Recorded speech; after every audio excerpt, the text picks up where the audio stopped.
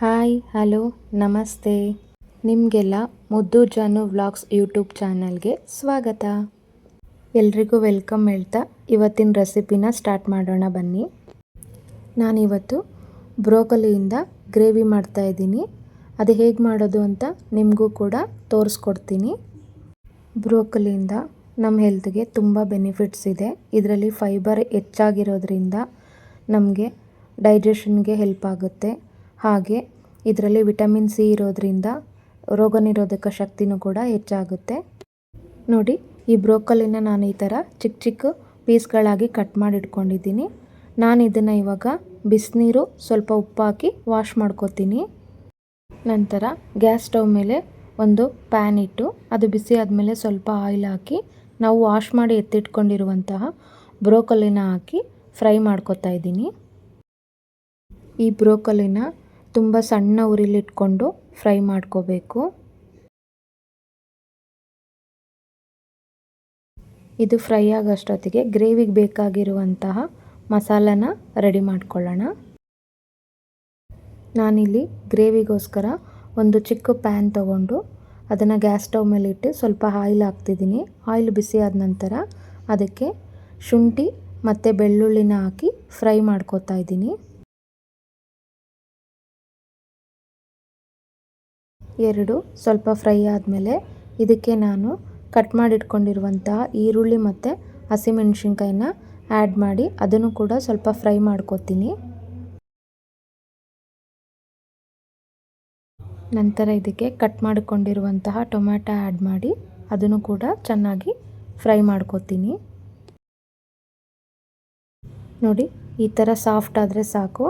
ಇದಕ್ಕೆ ನಾನು ಸ್ವಲ್ಪ ಕೊತ್ತಂಬರಿ ಸೊಪ್ಪು ಹಾಗೆ ಸ್ವಲ್ಪ ಪುಟಾಣಿ ಅಂದರೆ ಹುರಿಗಡಲೆನ ಮಿಕ್ಸ್ ಮಾಡ್ಕೊತೀನಿ.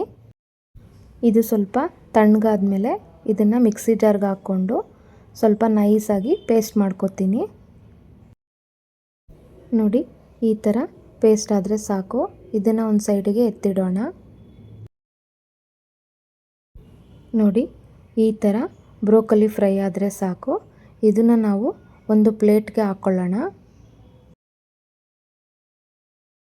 ಪ್ಲೇಟ್ಗೆ ಹಾಕ್ಕೊಂಡ್ಮೇಲೆ ಅದೇ ಪ್ಯಾನ್ಗೆ ಸ್ವಲ್ಪ ಆಯಿಲ್ನ ಹಾಕಿ ಆಯಿಲು ಬಿಸಿ ಆದಮೇಲೆ ಸ್ವಲ್ಪ ಜೀರಿಗೆ, ಚಕ್ಕೆ, ಲವಂಗ, ಒಂದು ಏಲಕ್ಕಿನ ಹಾಕಿ ಫ್ರೈ ಮಾಡ್ಕೋಬೇಕು.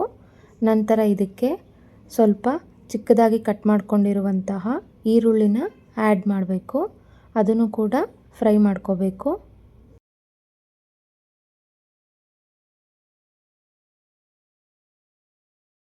ಈರುಳ್ಳಿ ಫ್ರೈ ಆದ ನಂತರ ನಾವು ರುಬ್ಬಿಟ್ಕೊಂಡಿರುವಂತಹ ಮಸಾಲ ಮಿಶ್ರಣವನ್ನು ಇದಕ್ಕೆ ಆ್ಯಡ್ ಮಾಡಿಕೊಂಡು ಅದನ್ನು ಸ್ವಲ್ಪ ಫ್ರೈ ಮಾಡ್ಕೋಬೇಕು.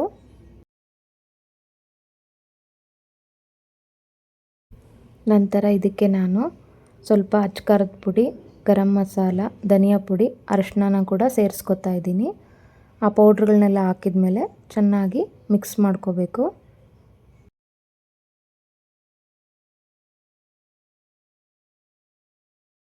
ನಂತರ ಇದಕ್ಕೆ ಅದೇ ಮಿಕ್ಸಿ ಜಾರ್ಗೆ ಸ್ವಲ್ಪ ನೀರು ಹಾಕ್ಕೊಂಡು ಆ ನೀರನ್ನ ಆ ಗ್ರೇವಿಗೆ ಮಿಕ್ಸ್ ಮಾಡ್ಕೊತಾ ಇದ್ದೀನಿ.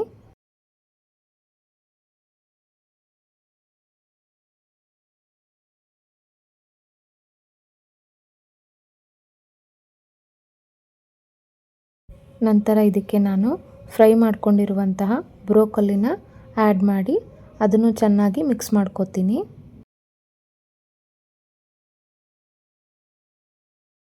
ನಂತರ ಇದಕ್ಕೆ ನಾನು ಬೇಯಿಸಿ ಎತ್ತಿಟ್ಕೊಂಡಿರುವಂತಹ ಬಟಾಣಿನ ಹಾಕೋತಾ ಇದ್ದೀನಿ. ನೀವು ಬೇಕಿದ್ದರೆ ಹಸಿ ಬಟಾಣಿನ ಕೂಡ ಯೂಸ್ ಮಾಡ್ಕೋಬೋದು. ಬಟಾಣಿ ಹಾಕಿದ ಮೇಲೆ ಚೆನ್ನಾಗಿ ಮಿಕ್ಸ್ ಮಾಡ್ಕೋಬೇಕು. ಈ ಟೈಮಲ್ಲೇ ನಾನು ಸ್ವಲ್ಪ ನೀರನ್ನು ಕೂಡ ಆ್ಯಡ್ ಮಾಡ್ಕೋತಾ ಇದ್ದೀನಿ. ಹಾಗೆ ರುಚಿಗೆ ತಕ್ಕಷ್ಟು ಉಪ್ಪನ್ನು ಸೇರಿಸ್ಕೊಂಡು ಚೆನ್ನಾಗಿ ಮಿಕ್ಸ್ ಮಾಡ್ಕೋಬೇಕು. ನಂತರ ಇದಕ್ಕೆ ಒಂದು ಪ್ಲೇಟ್ ಮುಚ್ಚಿ 10 ರಿಂದ 15 ನಿಮಿಷಗಳ ಕಾಲ ಇದನ್ನು ಬೇಯಿಸ್ಕೋಬೇಕು.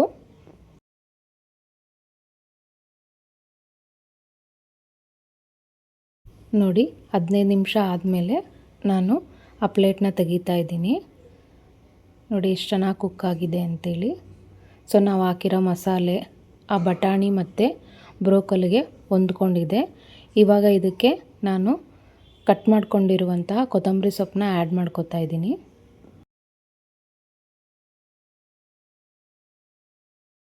ಕೊತ್ತಂಬರಿ ಸೊಪ್ಪು ಹಾಕಿದ ಮೇಲೆ ಚೆನ್ನಾಗಿ ಮಿಕ್ಸ್ ಮಾಡ್ಕೋಬೇಕು.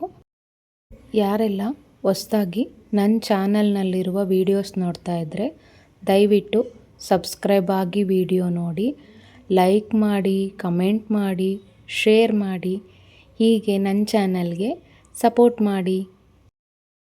ಇವಾಗ ಗ್ರೇವಿ ರೆಡಿಯಾಗಿದೆ. ಸೊ ನಾನು ಇದನ್ನು ಚಪಾತಿ ಜೊತೆಗೆ ಸರ್ವ್ ಮಾಡ್ತೀನಿ. ಬರೀ ಚಪಾತಿಗಷ್ಟೇ ಅಲ್ಲ, ದೋಸೆಗೂ ಕೂಡ ತುಂಬ ಚೆನ್ನಾಗಿರುತ್ತೆ. ನೀವು ಕೂಡ ಮನೆಯಲ್ಲಿ ಒಂದು ಸಲ ಟ್ರೈ ಮಾಡಿ. ನೋಡಿ ಎಷ್ಟು ಚೆನ್ನಾಗಿ ಕಲರ್ಫುಲ್ಲಾಗಿ ಕಾಣಿಸ್ತಾ ಇದೆ ಅಲ್ಲ. ಹೇಗಿತ್ತು ಈ ರೆಸಿಪಿ? ನಿಮಗೆಲ್ಲ ಇಷ್ಟ ಆಯಿತಾ? ಇಷ್ಟ ಆಯಿತು ಅಂತ ಅನ್ಕೋತೀನಿ. ಇಷ್ಟ ಆಗಿದ್ದರೆ ನೀವು ಕೂಡ ಮನೇಲಿ ಟ್ರೈ ಮಾಡಿ ಹೇಗೆ ಬಂತು ಅಂತ ನನಗೆ ಕಮೆಂಟ್ ಮೂಲಕ ತಿಳಿಸಿ. ನನ್ನ ಚಾನಲ್ನಲ್ಲಿ ನಿಮಗೆ ತುಂಬ ಸಿಂಪಲ್ ಆಗಿರುವ ರೆಸಿಪಿಗಳನ್ನೇ ನಾನು ನಿಮಗೆ ತೋರಿಸ್ತೀನಿ. ಮನೆಯಲ್ಲೇ ಇರುವಂತಹ ಪದಾರ್ಥಗಳನ್ನ ಯೂಸ್ ಮಾಡಿಕೊಂಡು ಯಾವ ರೀತಿ ಅಡುಗೆ ಮಾಡ್ಬೋದು ಅಂತ ನಿಮಗೆ ತಿಳಿಸ್ಕೊಡ್ತೀನಿ. ಹಾಗೆ ಆರೋಗ್ಯಕರವಾದ ರೆಸಿಪಿಗಳನ್ನೂ ಕೂಡ ನಿಮಗೆ ತಿಳಿಸ್ಕೊಡ್ತೀನಿ. ಇದೇ ಥರ ಇನ್ನೂ ಹೆಚ್ಚು ಹೆಚ್ಚು ರೆಸಿಪಿಗಳಿಗೋಸ್ಕರ ನನ್ನ ಚಾನಲ್ನ ಸಬ್ಸ್ಕ್ರೈಬ್ ಆಗಿ. Thank you for watching.